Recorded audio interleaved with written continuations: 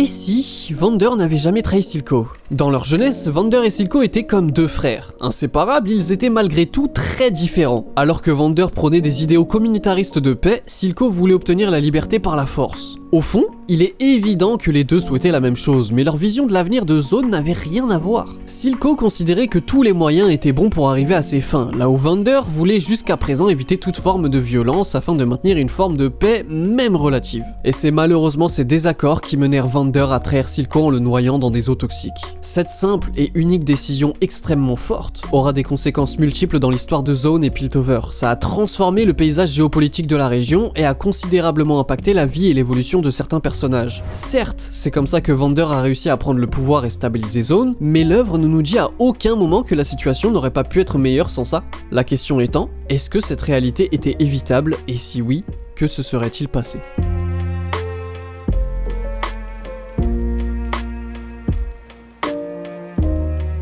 Il n'y a aucun doute sur le fait que si Vander n'avait jamais trahi Silco, Zone aurait été une région plus unie et donc largement plus stable et puissante. Vander est un personnage charismatique qui a su apporter une stabilité à Zone grâce à une forme de diplomatie avec Piltover. Il savait exactement jusqu'où et avec qui il pouvait négocier pour pouvoir jouer avec les limites sans risquer de représailles. Mais cette paix relative reposait sur énormément de compromis et une répression forte, notamment sur les esprits les plus radicaux de Zone. A l'inverse, Silco était certes plus extrême en se montrant intransigeant et manipulateur, mais il comprenait bien mieux les besoins concrets du peuple zonien. Tous ceux que Vander était prêt à oublier pour le bien commun, Silco leur tendait encore la main. Séparément, ils étaient clairement incomplets, mais ensemble, ils auraient pu équilibrer la balance. L'un pour négocier avec Piltover, l'autre pour reconstruire Zone de l'intérieur. Vander aurait très bien pu prendre la forme du président, Silco celui du premier ministre. Alors certes, c'est très grossier comme transposition évidemment, mais l'idée est de dire qu'ils sont très complémentaires l'un à l'autre. Vander aurait maintenu les ponts diplomatiques avec Piltover en évitant les escalades militaires, tandis que Silco aurait pu œuvrer à une restructuration en profondeur des quartiers les plus délaissés de Zone.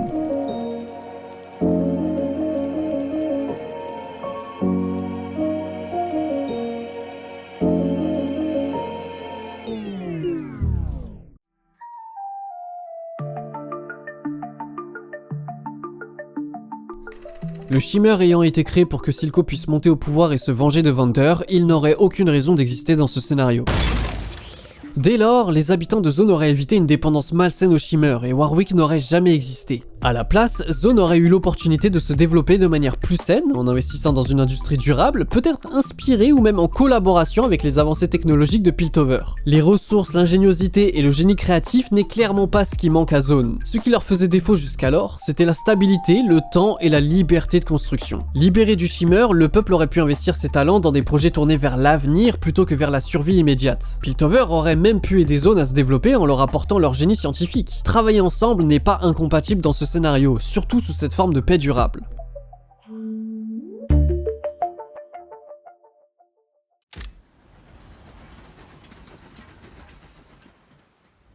C'est un peu barbare, j'en conviens. Cette violence crasse nécessaire au changement. Mais nous savons tous les deux que c'est là le seul langage que parle la haute ville. Toutefois, l'unification de Zone et Piltover n'aurait pas été simple. On partageait une vision, Vander. Un rêve de liberté. Pas uniquement pour les voix, mais pour toute la cité souterraine, unie dans un seul objectif.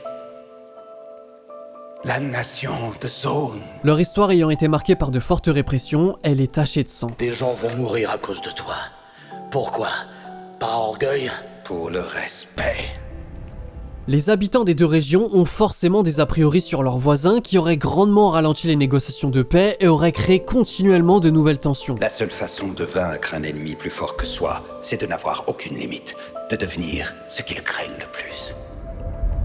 On peut imaginer du vandalisme dans les quartiers riches de Piltover, poussant le gouvernement à investir dans des patrouilles de police armées qui auraient elles-mêmes pu conduire à des bavures. De même dans Zone, les décisionnaires auraient fini par punir sévèrement les criminels, ce qui aurait inévitablement conduit à une scission entre une partie du peuple et les autres, pouvant les pousser jusqu'à une révolte armée. Noyé dans la pauvreté, comment se convaincre que la paix avec son ancien oppresseur ne serait qu'envisageable? Unifier Zone et Piltover semble donc inimaginable ou au mieux fantaisiste tant les deux régions sont aux antipodes l'une de l'autre. Toutefois, on peut effectivement malgré tout conclure sur des mesures de paix durables.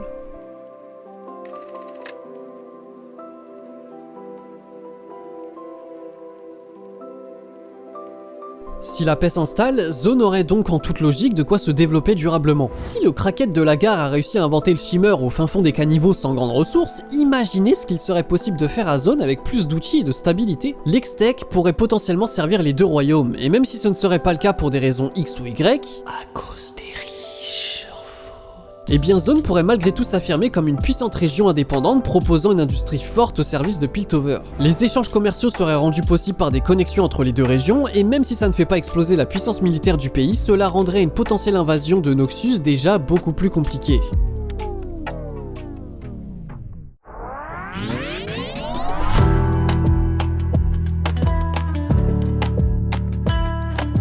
Sur un plan plus individualiste, que serait-il advenu de Vi et Jinx? On le voit dans les premiers épisodes d'Arcane, Vi et le reste du groupe ont une vie instable et des convictions fortes. Vander, de son côté, a un rôle d'enseignant et de protecteur qui est central pour eux. Si Silco n'avait pas été tué, Vander serait sûrement toujours en vie à l'heure qu'il est. Warwick n'existerait pas, l'inflation des lots entre Emerald et Master serait donc 2 fois moins forte et le groupe serait totalement différent. Ce qui fait que Jinx a sombré dans la folie et la dépression et que Vi est passé d'une sœur protectrice à une femme méfiante et déterminée, c'est clairement leurs expériences passées. Sans les derniers événements de la saison 1, elles auraient toutes deux été profondément différentes. Il en va de même pour Echo d'ailleurs, les Firelight n'existeraient pas, leur repère à l'arbre sanctuaire n'aurait probablement jamais été découvert et toutes ces histoires de guérilla n'auraient pas lieu d'être. C'est tellement évident que même Fortiche en a fait un what if dans leur saison 2. Regardez Powder, elle n'a plus rien à voir avec Jinx. Ça se voit que Vi et Jinx sont profondément impactés et traumatisés par tout ce qui s'est passé. Et après ça, je sais même pas par quel miracle je sois le premier à l'international à faire des what if sur Arcane d'ailleurs, mais bref. Caitlyn, de son côté, a marché sur les pas de sa mère dans la politique non pas par envie et conviction personnelle, mais à contre-cœur. Dans cette réalité, et connaissant ses convictions personnelles, il est évident qu'elle pourrait servir de médiatrice entre les deux zones. Victor et Jace les concernant, est-ce que leur approche de l'Extech aurait été la même? Toutes les merdes qui se passent autour sont des conséquences directes des événements du début de première saison et de toute la géopolitique de Zone et Piltover.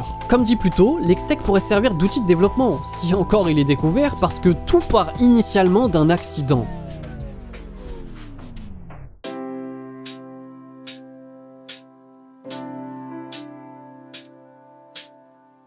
Tu mourrais pour la cause, mais tu refuses de te battre pour elle. À ce stade, c'est juste limpide. Si Vander n'avait jamais trahi Silco, l'histoire de Zone aurait pu être radicalement différente. Une région unie sous leurs deux bannières aurait pu éviter plusieurs tragédies, la montée du Shimmer, la guerre souterraine et même certaines dérives extrémistes qu'on a pu constater lors de la première saison. Malgré tout, est-ce que ça aurait suffi à garantir une paix durable? Ça, c'est pas certain. On le sait, même avec les meilleures intentions du monde, les tensions entre deux peuples que tout oppose finissent forcément par ressurgir tôt ou tard. Un Zone prospère et en paix avec Piltover relève bien plus d'une utopie que d'une réelle possibilité. Alors au final, est-ce que Vander avait raison de trahir Silco pour protéger son peuple? Est-ce que c'est précisément cette décision qui a condamné Zone ou est-ce que la chute de Zone était inexorable? Quoi qu'il en soit, c'est déjà la fin de cette vidéo, j'espère qu'elle vous aura plu, n'hésitez pas à la liker, à la partager si c'est le cas, à vous abonner à la chaîne si ce n'est pas déjà fait, et en attendant une toute prochaine vidéo, je vous dis ciao tout le monde.